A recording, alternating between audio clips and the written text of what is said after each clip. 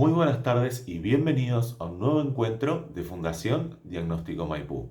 Hoy nos encontramos bajo el formato de estreno programado. Esto quiere decir que la charla que veremos a continuación ha sido previamente grabada por distintos motivos. Lo que sí será en vivo durante la primera transmisión es el chat, así que te invitamos a contarnos cómo te llamas y desde dónde nos estás viendo.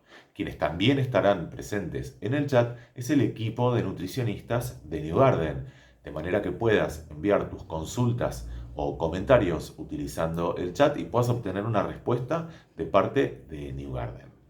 Esta charla quedará grabada para que puedas volver a verla y, por qué no, compartirla con aquellas personas que creas podrán aprender de la misma.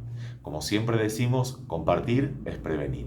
Y si todavía no lo hiciste, te invitamos en este momento a suscribirte a nuestro canal para acceder de una manera muchísimo más sencilla a todos nuestros contenidos. Hecha esta introducción, entonces comencemos con la charla.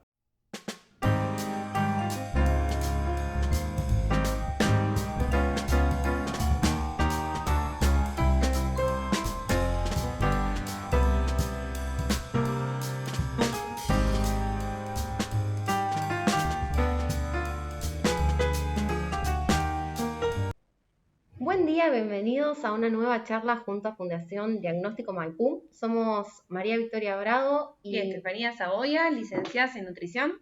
Y formamos parte del equipo de nutricionistas de New Garden y hoy nos encontramos para hablar de la obesidad y el sobrepeso. Y bueno, una manera de empezar, quería mostrarles esta pregunta para que vayan reflexionando y la pregunta es, ¿cuánto pesa tu salud? ¿Sí? ¿Qué lugar ocupa el peso en nuestra vida y en nuestro día a día? Bien, a lo largo de la presentación vamos a ir hablando de cuál es el significado del peso, qué componentes lo conforman, qué factores hacen que se modifique, qué tipos a su vez de hambre uno puede sentir. Y por último, les vamos a dar varios tips y herramientas para que tengan en cuenta a la hora de prevenir obesidad, sobrepeso y sobre todo mejorar tu salud. Totalmente.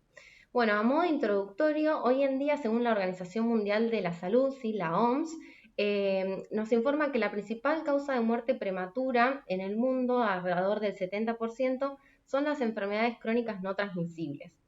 Las enfermedades crónicas no transmisibles son las enfermedades vasculares, ataques cardíacos y cerebros vasculares como el ACV, el cáncer, las enfermedades respiratorias crónicas y la diabetes. Y los principales factores de riesgo metabólico para el desarrollar este tipo de patologías son el aumento de la presión arterial, ¿sí? La hipertensión arterial, seguido por el sobrepeso y la obesidad, que es lo que hoy nos reúne en esta charla, y el aumento de la glucosa sanguínea. Bueno, focalizándonos en nuestro país, en Argentina, ¿sí? En septiembre del 2019 se desarrolló la segunda encuesta nacional de nutrición y salud, donde se obtuvieron datos que son alarmantes, totalmente. El 41,1% de nuestros niños y adolescentes, ¿sí? Entre 5 y 17 años, presenta sobrepeso y obesidad, y la prevalencia en adultos es del 67,9%, o sea, más de la mitad de nuestra población sufre sobrepeso u obesidad.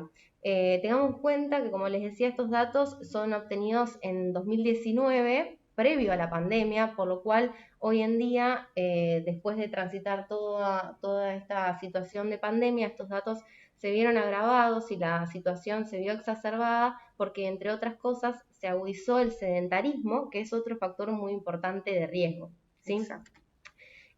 Otro dato también que arrolló esta encuesta para tener en cuenta es que 2 de cada 10 argentinos cumple las recomendaciones diarias de 5 porciones de frutas y verduras, y que el consumo de sal, que en función de lo que recomienda la Organización Mundial de la Salud, excede al doble. O sea, la OMS dice que hay que consumir 5 gramos de sal por día, que equivale a una cucharadita tipo té, y en Argentina estamos consumiendo alrededor de 11 gramos. Y quizás lo que pasa muchas veces es que uno dice, bueno, pero no, yo no agrego sal a las comidas, o yo no agrego Típico, mucha sal. que nos pasa a Eso es como todos. muy frecuente. Yo no consumo sal, pero ¿qué pasa acá?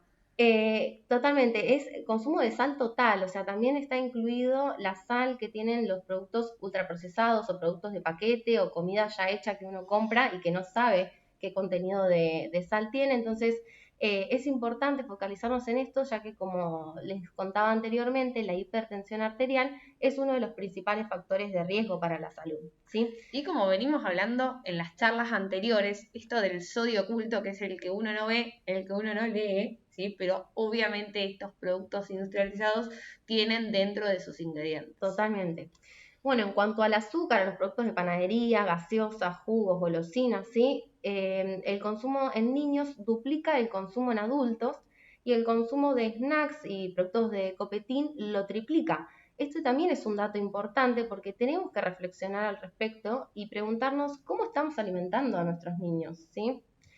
Hay mucho camino por trabajar.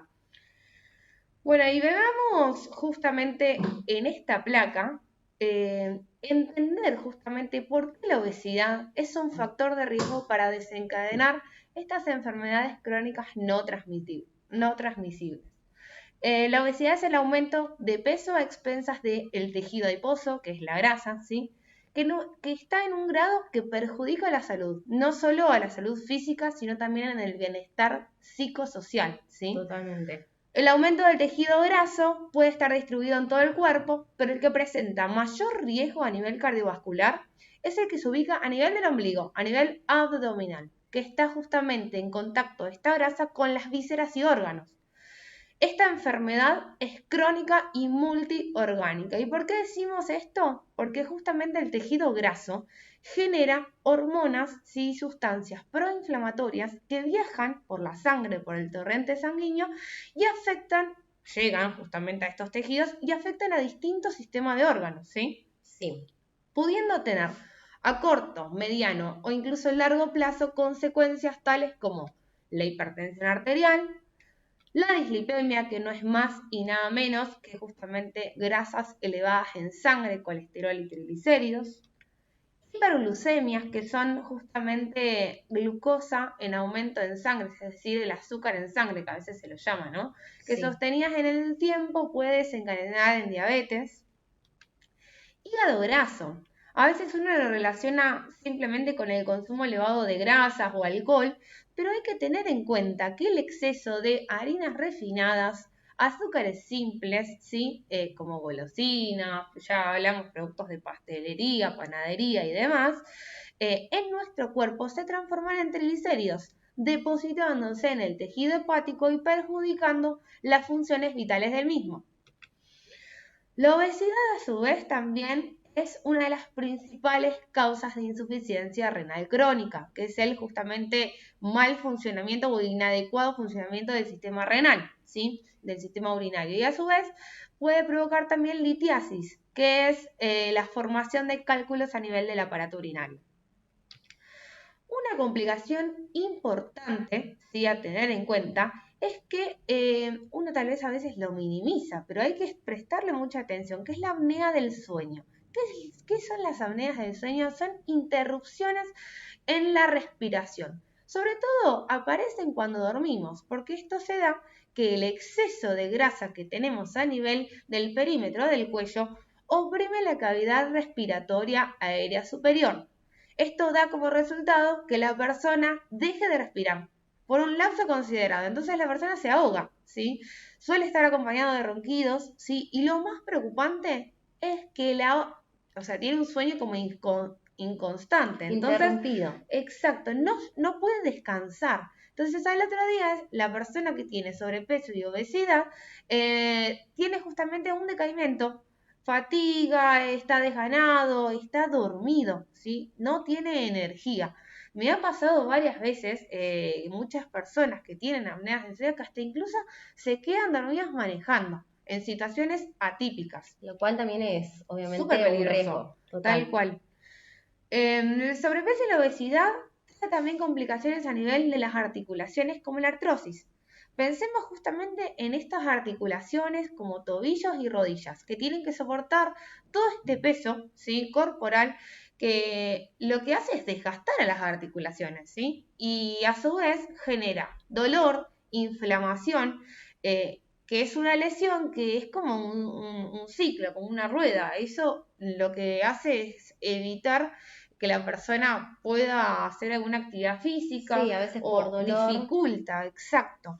Entonces eso también fomenta el sedentarismo, o es como un círculo medio vicioso, ¿no? Exacto. La suma de todo esto también desencadena frecuentemente en la principal causa de muerte prematura a nivel mundial, que hoy en día son las enfermedades cardiovasculares, ¿sí? Tenemos a nivel cardíaco y a nivel cerebral, que es el accidente cerebrovascular. Entonces hay que prestarle mucho atención a estos signos, a estas complicaciones para no desencadenar como la recta final, que es el infarto y el ACV. A su vez, la obesidad no solo influye en lo físico, sino también a nivel emocional y social, provocando desgano, aislamiento social y hasta incluso depresión. Por todos estos factores es que la obesidad se debe abordar desde un ámbito de la salud, no desde el peso y no desde una cuestión estética. Que hoy en día es lo que más se escucha y lo que más se ve, ¿sí? El ir en busca de ese peso, que bueno, por toda la información que recibimos externa. Entonces, a raíz de esto nos preguntamos, ¿no? ¿Nos podemos guiar por el peso para saber si estamos saludables?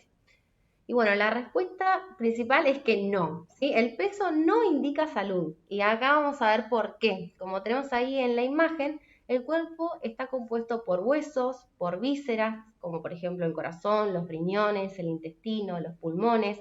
Tenemos el tejido o masa muscular, tenemos otro compartimiento que es el tejido graso y también está la masa residual que está compuesta en gran parte por el agua y por otros componentes. ¿Qué pasa? En la sumatoria de todos estos compartimientos nos da la composición corporal y cada persona tiene una distribución de manera diferente. Entonces, ni una persona delgada es sinónimo de saludable, ni tampoco una persona con sobrepeso, según el número de la balanza o comparándolo con esas ecuaciones ya preestablecidas, es sinónimo de poco saludable, ¿sí? Es un abordaje mucho más complejo. Pongamos un ejemplo sencillo. Acá tenemos dos bebidas que pesan lo mismo, pero al poder distinguir qué llevan adentro, más allá del peso, sabemos cuál es la opción más saludable. A diferencia de lo que pasa con nuestro cuerpo, porque no tenemos esa posibilidad de ver adentro cómo estamos compuestos, ¿no? Exacto. Lo importante entonces no es guiarse por el peso, sino tener en cuenta cuál es nuestra composición corporal. Acá tenemos varios ejemplos del mismo peso, diferente cuerpo y diferente composición. Y si probablemente si viéramos a estas 4 personas y nos guiáramos por las clásicas fórmulas sin tener en cuenta su composición corporal, probablemente nos daría un dato erróneo, ¿sí? Indicando a lo mejor un falso sobrepeso cuando en realidad puede ser que tengan mucho músculo, por ejemplo, y poca grasa y estemos hablando de una persona saludable, ¿sí? Una persona puede ser más alta o más baja y pesar lo mismo y puede ser por el esqueleto que tiene, que ya de por sí sus huesos van a ser más grandes, más pesados y lógicamente va a pesar más. También puede ser que, por ejemplo, yo vi que suba de peso porque aumente mi grasa, mi masa grasa, lo cual no sería saludable por el riesgo metabólico que esto puede ocasionarme, o que al mismo tiempo disminuya mi masa muscular, lo que tampoco sería saludable, ya que el músculo cumple un papel muy importante para la salud. Claro, miren cómo está relacionado el concepto, ¿no? Del peso con la grasa y esto de que dice Vicky que es muy importante de también tener en cuenta que uno puede perder masa muscular y es también igual de malo o poco saludable que lo contrario que decía Vicky con respecto a la grasa. Totalmente. Miren, acá tenemos un ejemplo, ¿sí? Tenemos en cuenta que el músculo es mucho más pesado que la grasa y ocupa menor volumen. Fíjense ahí en la imagen comparándolo, tienen el ejemplo de la lapicera, ¿sí? Por lo que puede suceder incluso que una persona no baje de peso o hasta que incluso aumente un poquitito de peso si empieza a hacer ejercicio, pero a expensas de disminuir su masa grasa y aumentar su músculo, lo que sería algo súper positivo este aumento de peso, ¿sí? Y también puede pasar, por ejemplo, que haya variaciones del peso en distintas etapas de la vida, como vemos ahí en la imagen, ni más ni menos que en un embarazo, en donde van pasando un montón de cambios. ¿Cómo Tenemos vamos una a pensar persona, que, claro, exactamente, está en entonces sobrepeso? totalmente, se van produciendo cambios. Otra cosa que también hay que tener en cuenta, esto que yo les mencionaba de que el peso no es salud. Por ejemplo, yo, Vicky, puedo pesar 70 kilos, pero tener hábitos malísimos, no sé, comer todo el día ultraprocesados, con mucha comida de paquete, tener una vida súper sedentaria, hasta incluso fumar. Y por ejemplo, Steffi, que pese 75, 5 kilos más que yo, y coma puras verduras, legumbres, vegetales, que tenga una vida activa, que haga ejercicio, que descanse bien, que no fume, y sin embargo Steffi pesa más que yo, pero es mucho más saludable. Entonces, ¿a qué queremos llegar con este concepto? Es que la balanza por sí sola es un número que no nos indica nada, ¿sí? El peso ideal o teórico no existe. El peso ideal va a ser en el que la persona, llevando un estilo de vida saludable, se sienta cómoda, tenga energía, esté a gusto consigo misma, ¿sí?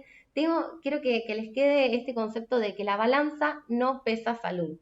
De hecho, cuando uno encara este proyecto de descenso de peso o para tratar la obesidad y el sobrepeso desde justamente, valga la redundancia, desde solamente el número de la balanza, o sea, el peso, tiene que tener en cuenta que también hay muchas fluctuaciones de peso de un día para el otro. Por ejemplo, por la pérdida o por la retención de líquido, ¿sí? Podemos aumentar hasta 1 o 2 kilos o bajar 1 o 2 kilos de un día al otro.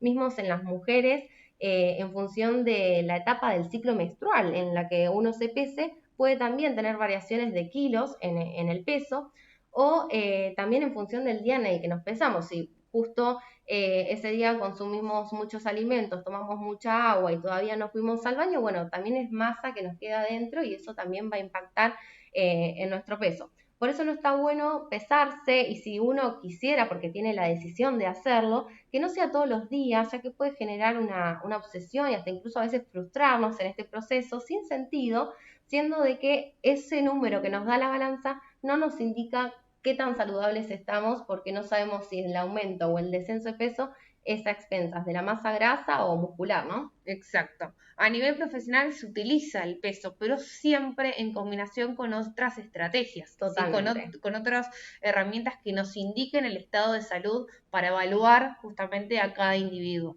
nunca solo. Exacto. Y bueno, ¿cómo podemos mejorar nuestros hábitos? Bueno, se habla mucho de dietas, ¿no? Es una palabra que a mí No nos no gusta. nos gusta mucho, pero bueno, dietas genéricas, dietas amplias, ¿sí? Que abarcan a toda la población, porque uno lo tiene de fácil acceso, ¿sí? Regímenes restrictivos o incluso consejería, ¿sí? No profesional, que uno lo puede obtener justamente por redes sociales, por revistas, por vecinos, por familiares, por el contexto en el que uno vive, ¿sí? Pero hay que tener en cuenta que suelen no tener éxito a largo plazo. ¿Por qué? Porque empezando justamente son pautas que son como genéricas, ¿sí? No son individualizadas, no son adaptadas a las necesidades reales de cada persona, a sus gustos, a sus horarios, a sus hábitos, hasta incluso a sus posibilidades económicas, ¿sí? Son difíciles de realizar porque suelen ser muy restrictivas, ¿sí? Cualquiera que restringe, ¿sí? Puede bajar de peso, pero probablemente no sea de una manera saludable y a su vez no lo pueda sostener en el tiempo. Uno puede no estar cómodo transitándolas, ¿sí? Y a su vez generan más saciedad, perdón, todo lo contrario, genera más ansiedad, ya que uno tiende a anhelar esto prohibido, si no tenés que comer esto, no podés comer esto, siempre está la mirada en lo prohibido y no todo lo contrario, en lo que tal vez uno tendría que tener en cuenta para tener una alimentación saludable. Exacto, y también cuando son dietas muy restrictivas, uno no va a estar restringiendo toda la vida. Entonces, cuando vuelve a intentar volver a su alimentación diaria, ahí viene el famoso efecto rebote, Claro. porque volvemos a incorporar alimentos que no estábamos incorporando y eso obviamente. Sí, y tengamos en cuenta que somos seres sociables, ¿sí? Somos seres que estamos en un ámbito social, por lo cual la alimentación es parte de la vida cotidiana, y si nosotros vamos a un evento, un cumpleaños, una cena con amigos, una festividad, ¿sí? Uno se aísla en términos alimenticios. Eso genera disconformidad, genera, incluso si uno no lo cumple, genera frustración, genera culpa, sentimientos que no están buenos para tener un hábito para toda la vida, ¿sí? Es decir, que en realidad piensen que estas dietas no se centran en la salud, se centran únicamente en el peso, en este numerito que venimos hablando, ¿sí? Y a su vez, este peso, que es este término, no es sinónimo de salud. Entonces, hay que poner en la balanza, justamente, qué uno quiere, ¿no? Si buscar disminuir de peso o centrarse en la salud, en los hábitos saludables, ¿sí? Exacto. La cultura de la dieta también tiene que ver con el tiempo en el que vivimos, esto de querer resultados ya, milagrosos, instantáneos, ¿sí? Estas dietas que suelen prometer bajar 10 kilos en 2 semanas, o algún conocido, vecina o alguien que nos dice que la hagamos porque a ella le funcionó, pero eso no tiene que ver, porque todos no somos iguales, somos todos seres distintos, ¿sí? Individuales unos a otros. Y ese plan estructurado que tal vez sea adecuado para una persona, tal vez no lo es para mí, a mi necesidad, a mi rutina, a mis factores que interpelan a cada persona, ¿sí? Los hábitos saludables se construyen en el tiempo, llevan justamente este desafío de reaprender a comer, ¿sí? Reaprender a reeducar el paladar. Requieren ejercitar la paciencia, el amor propio, la constancia, ¿sí? Por lo cual es necesario estar acompañado de un profesional que nos guíe, que nos enseñe, que nos contenga en este cambio de hábito. Como siempre decimos, es un camino, ¿sí? Que nos lleva tiempo, pero como uno empieza a caminar, al principio gatea, está medio desequilibrado, lo acompañan, lo ayudan, empieza a pararse y después uno ya empieza a caminar. Por lo cual, solo tenés que animarte a dar este paso y bueno, animarte a construir hábitos saludables. Exactamente. Entonces, desde un cambio de hábito y tomando acción por nuestra propia salud, ¿sí? Podemos prevenir así también las enfermedades crónicas no transmisibles que mencionábamos anteriormente. Y yo siempre digo, o sea, si van a invertir energía, esfuerzo, su tiempo también, que sea en aprender a comer, como decía Steffi, a reeducar el paladar y a relacionarse de una manera positiva y sana con los alimentos para poder tomar decisiones que nos ayuden a mejorar justamente la calidad de vida y ganar hábitos que duren para toda la vida, ¿sí?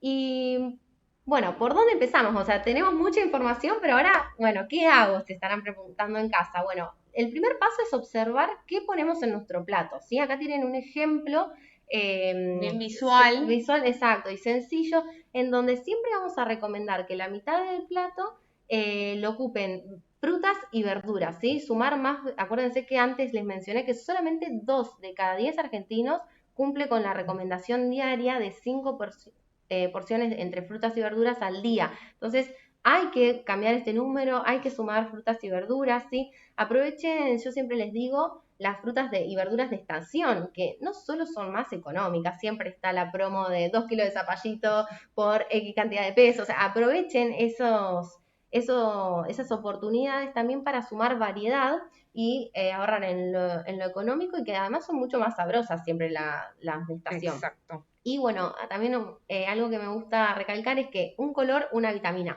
Entonces siempre hay que tratar de tener un plato colorido y de poner por lo menos 3, 4 colores en el plato, que además también entra por lo visual y nos da más ganas de seguir comiendo algo saludable. Totalmente. Después un cuartito de plato lo vamos a cubrir con proteínas, tanto proteínas animales como vegetales. Sí, en el caso de las proteínas animales, cuando elegimos las carne de vaca, preferir cortes magros, ¿sí? Retirar la grasa visible, por ejemplo, a la hora de cocinar un pollo, retirarle la piel, tratar de utilizar métodos de cocción que no sean por fritura, ¿sí? Que sean al horno o mismo a la sartén. En el caso de que consuman pescados, que sean pescados grasos, ¿sí? Los pescados grasos, si bien justamente son grasos, tienen grasas saludables, los famosos omega, no sé si los han escuchado, pero son cardioprotectores, ¿sí? Y que también van a disminuir esta inflamación crónica que ya hablamos que está dada por el tejido graso en exceso, ¿sí? Totalmente. Después también como proteína podemos sumar el huevo, que la clara del huevo es bien proteica. Y las que más nos gustan a nosotras y que siempre promovemos su consumo son las proteínas de origen vegetal, ¿sí?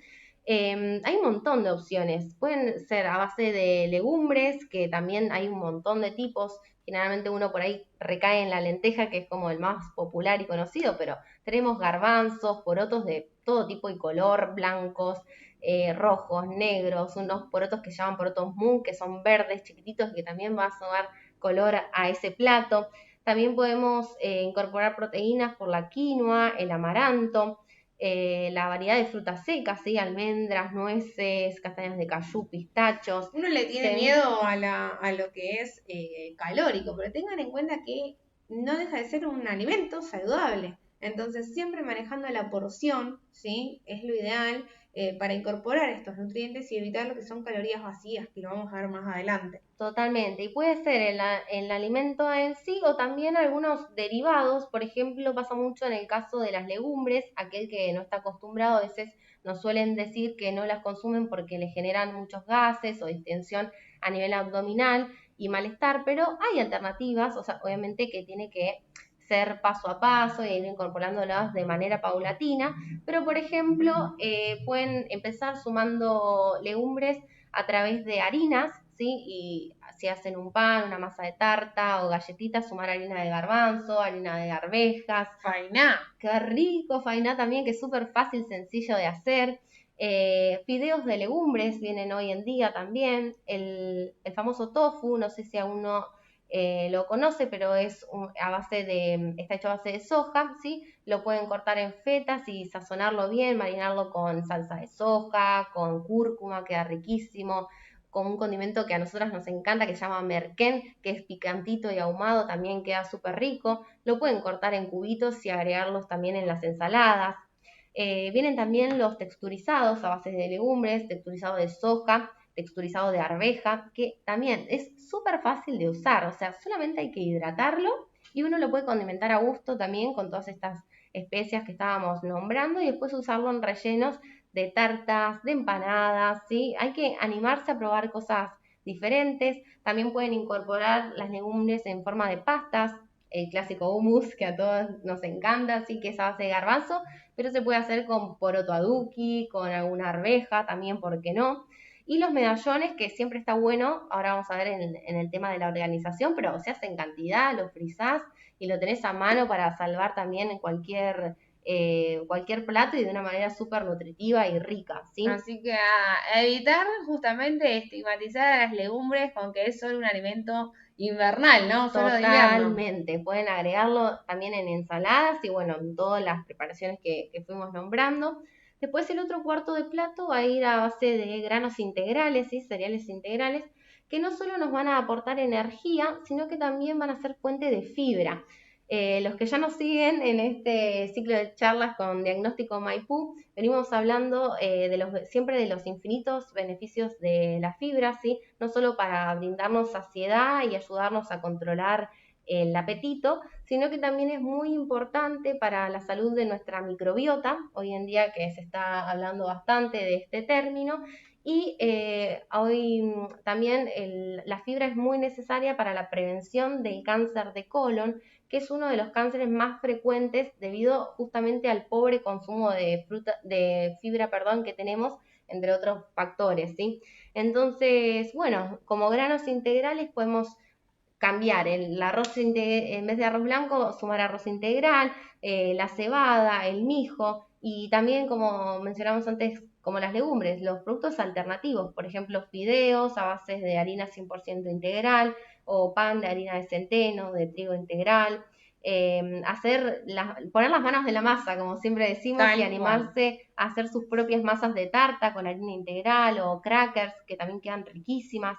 Mismo a la hora de rebozar se puede aprovechar el salvado de avena y que queda muy, muy rico, no absorbe tanto aceite, se puede incluso mezclar con semillas y queda espectacular. Y bueno, las hortalizas que son ricas en almidones o carbohidratos complejos, que son la papa, la batata, el choclo y la mandioca, ¿sí? También acuérdense que hay que disminuir el consumo de sal, como decíamos anteriormente, así que a amigarse con los condimentos. No saben la infinita cantidad de especias que hay, pimientas de todo tipo y color, pimentones, cúrcuma, curry, merquén, no, un montón, así que justamente es ir probando a ver cuál le sienta mejor a cada uno y siempre, siempre, siempre acompañado de una buena hidratación, sobre todo ahora que se vienen los calores intensos, ¿sí? Primavera, verano, entonces hidratar el cuerpo. Lo ideal es por lo menos 2 litros de agua al día, que equivale a 4 botellitas de medio litro o 8 vasos de agua, ¿sí? Y bueno, como decía Steffi, recuerden que estos son consejos generales para toda la población, pero lo ideal siempre es asesorarse con un licenciado en nutrición y un médico para poder personalizar la alimentación y que los acompañe sobre todo en este proceso desde lo emocional para brindarles herramientas y que puedan sostener estos cambios a lo largo de todo el tiempo y que verdaderamente se transformen en un hábito. Excelente.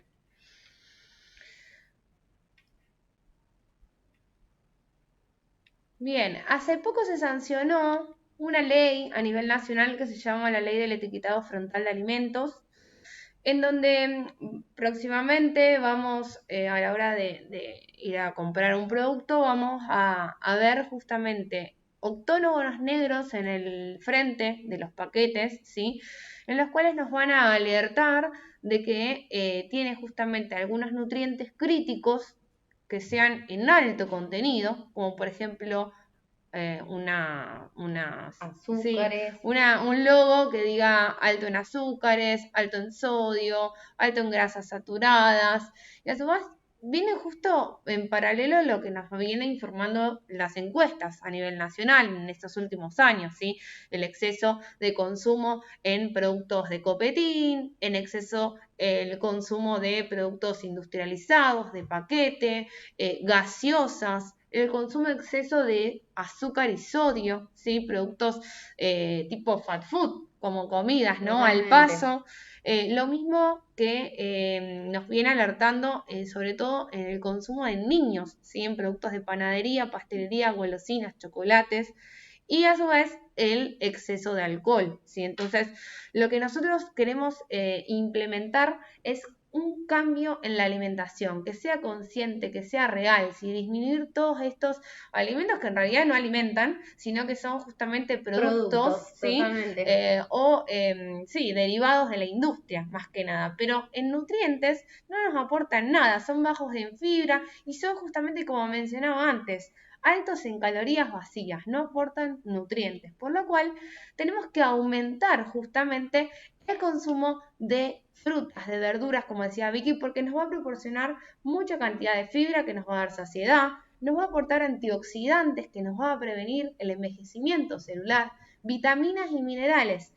También a su vez carnes o legumbres que nos van a proporcionar estas proteínas que nos van a brindar estructura, ¿sí?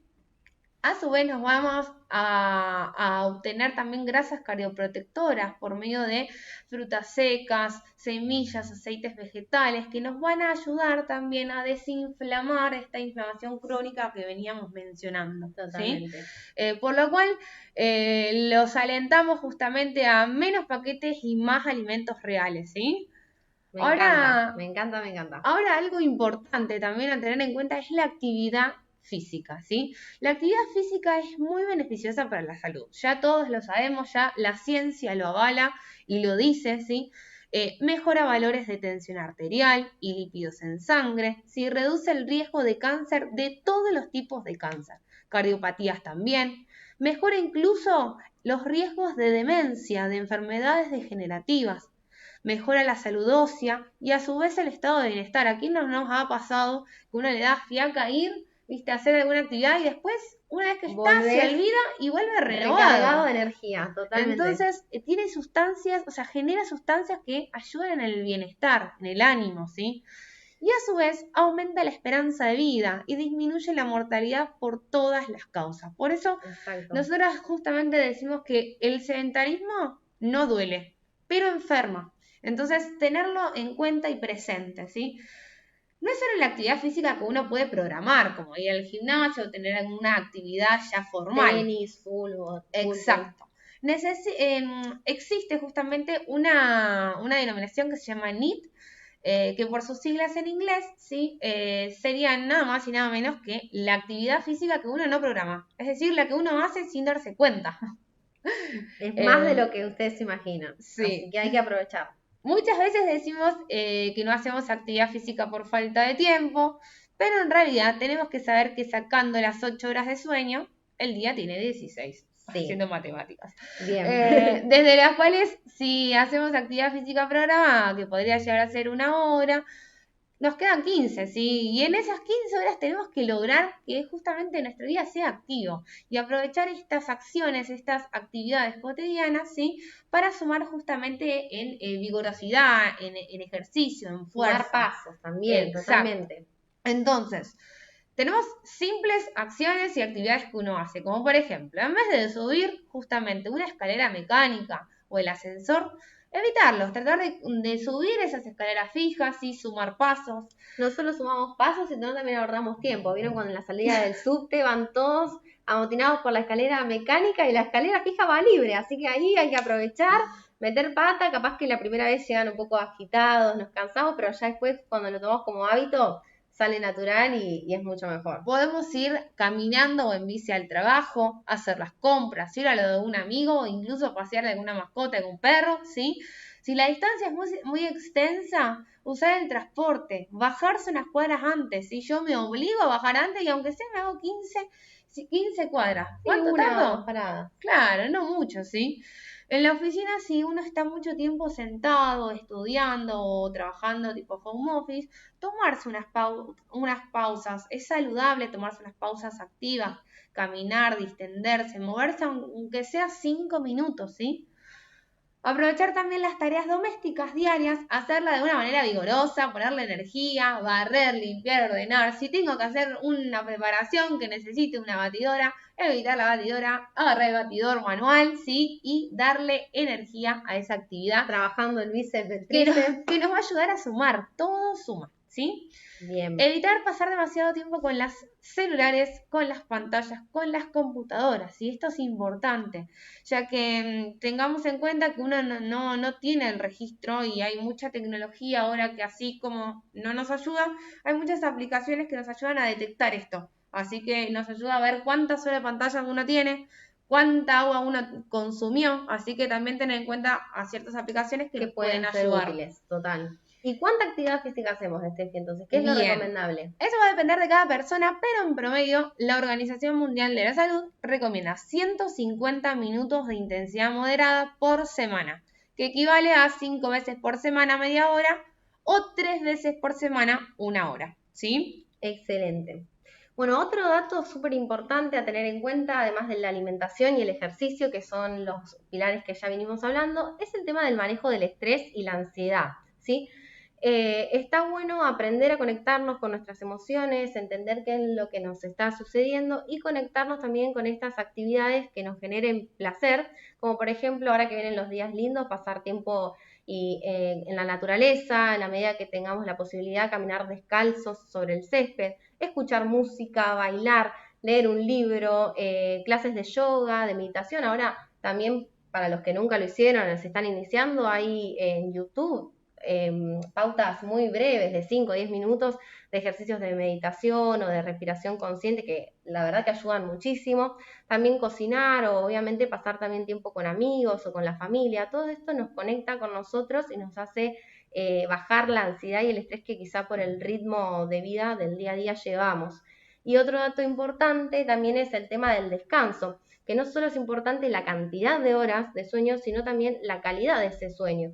Y un mal hábito, por así decirlo, que se ve frecuentemente es el uso de pantallas o de celular a la hora de ir a dormir, ¿sí? Que no solo a veces pasa el tiempo sin darnos cuenta y nos quita tiempo de sueño, sino que también estas pantallas hacen que el cuerpo secrete hormonas y sustancias que en cuanto a la calidad del sueño, la verdad que lo perjudican, ¿sí? Exacto. Entonces, también ligándolo a las emociones y en conjunto con la alimentación, a veces tengo No. que preguntarme, ¿tengo realmente hambre? Porque hay distintos tipos de hambre. Qué pregunta. Qué pregunta, ¿no? Bueno, tenemos, como les decía, 3 tipos de hambre. Entonces hay que saber identificar qué hambre estoy sintiendo. Por un lado, el hambre real, que ¿cómo lo voy a reconocer? Bueno, el clásico ruido en la panza que se empieza a sentir por la necesidad de nutrirnos, ¿sí? Porque es una necesidad fisiológica de que necesitamos energía para hacer nuestras actividades diarias, pero este hambre aparece de manera gradual y es un hambre que puede esperar. Yo puedo tener el tiempo de elegir qué comer, planificar mi comida, ¿sí? Es un hambre que aparece gradual. Después está el hambre sensorial, que aparece de la nada, ¿sí? Y está súper relacionado justamente con los sentidos, ¿sí? Es un hambre de algo específico. Por ejemplo, el olfato, paso por la esquina de una panadería o por una pizzería y enseguida se me despiertan esas ganas de comerme una ¿Quién no le pizza. ha pasado? Ay, sí, o una factura de panadería, mismo si escucho un paquete de alguien que está comiendo o la masticación crocante de unas crackers o unas papitas Estimula que a decir está crocante, bueno, lo ya pruebo. las glándulas salivales se empiezan a secretar y uno tiene esa necesidad de comerlo. Mismo también por el tacto, si veo en una mesa que hay, por ejemplo, chipás que están calentitos, recién horneados, los toco y están elásticos, esponjosos, ¡ay! Me dan ganas también ahí ya de comerme un chipacito. Y uno muy frecuente también es el tema del gusto, así que a veces uno se encuentra frente a su comida preferida o a una comida muy rica y que come sin pensar porque está rico simplemente. Y En realidad no cuando tiene hambre, en es realidad no simplemente tiene el hambre, gusto. totalmente. O sea, frena cuando ya estamos súper llenos, que hay que desabrocharse el botón, nos sentimos mal, pesados. O sea, también está relacionado con este sentido. Y por último, y no menos importante, que es algo que nos invade constantemente, el tema visual, ¿sí? De las Publicidades, publicidades, marketing. totalmente, en las redes sociales, en la calle, en la tele, en todos lados, me causa mucha impresión y digo, no lo puedo entender esto de las hamburguesas que ya no son doble medallón de carne, sino triple, 4, 5 medallones de carne, Un bañados edificio de el edificio de hamburguesa. hamburguesa bañado en cheddar y todo eso es verdaderamente innecesario.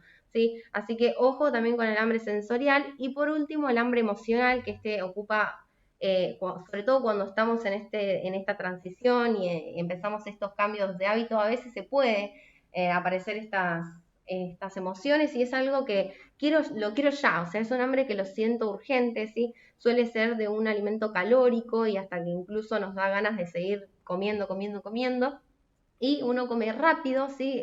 Tiene ese placer temporal, pero luego post ingesta generalmente viene acompañado de un sentimiento de culpa, ¿sí? Porque en realidad nos damos cuenta, una vez que ya pasó ese momento, de que no era hambre lo que teníamos, sino que estábamos tapando alguna otra emoción. Entonces hay que aprender a escuchar el cuerpo, a escucharse uno mismo y saber qué tipo de hambre estoy teniendo para poder así de manera consciente y real poder elegir, ¿no?